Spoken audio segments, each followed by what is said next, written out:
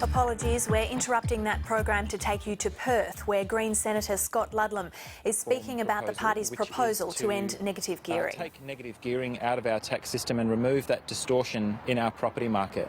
I don't think it's at all fair or reasonable that low and middle income taxpayers should be subsidising property investors.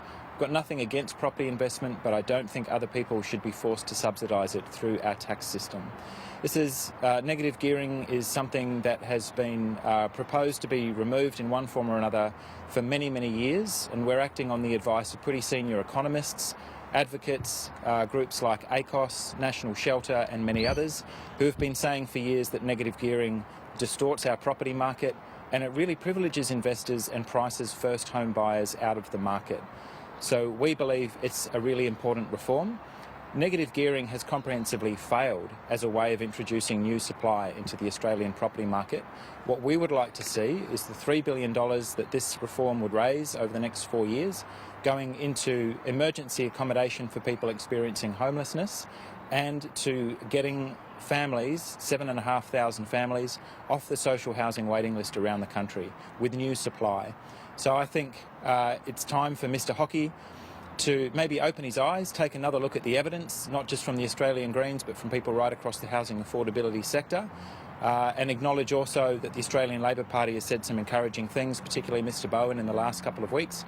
It's time that negative gearing was abolished. Senator, one of the arguments against scrapping negative gearing is that it actually creates homes for people to live in.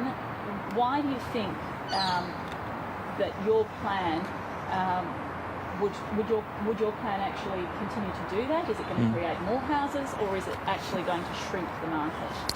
Well, when negative gearing first really took off, it was argued that it would increase housing supply, and it's comprehensively failed because the overwhelming majority of negatively geared properties are ones that investors have bought. They haven't built them. So there is an issue with housing supply in this country, and it's one of the reasons why markets are so overheated. Well, we think that a better use of taxpayers' money than people subsidising property investors is to simply build new housing. So we propose housing stock for people experiencing homelessness. We believe within 5 years, by 2020, we've costed that you could actually house every rough sleeper in the country. That's 7,000 dwellings. And also take 7,500 people off the social housing waiting list. That's a supply-side initiative that would actually work.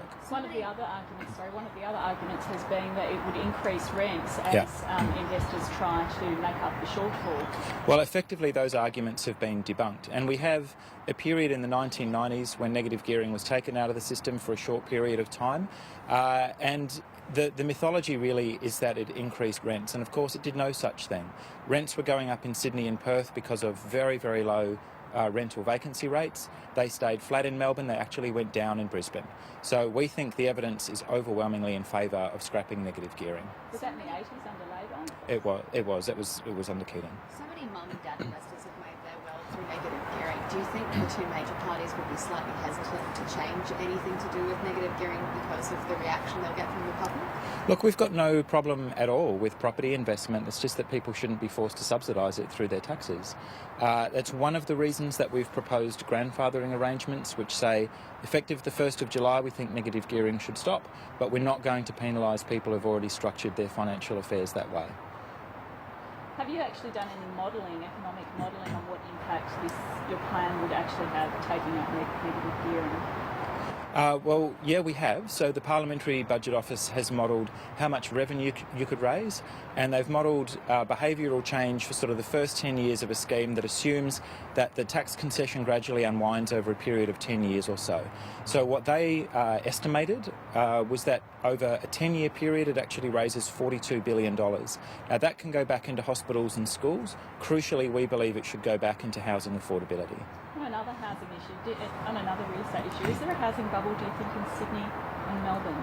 Well, we saw in budget estimates last week in response to questions by my colleague Senator Whish-Wilson, the Treasury Secretary said unambiguously yes in Sydney, pointed to the overheated state of the market in Melbourne. We saw similar conditions here in Perth during the heat of the mining boom. I think the evidence is very squarely on the table, and that's a very dangerous situation for Australia to be in. There have been reports about questionable dealings, particularly with Chinese investors and mansions in the Sydney real estate market. Yeah. That's despite a toughening of the laws. Are the Greens concerned about this issue? Well, we are concerned if the law is being broken, but the fact is property investment at the real top end of the market by overseas investors has no impact at all on housing affordability for the vast majority of people who are either trying to get into their first home or dealing with skyrocketing rents.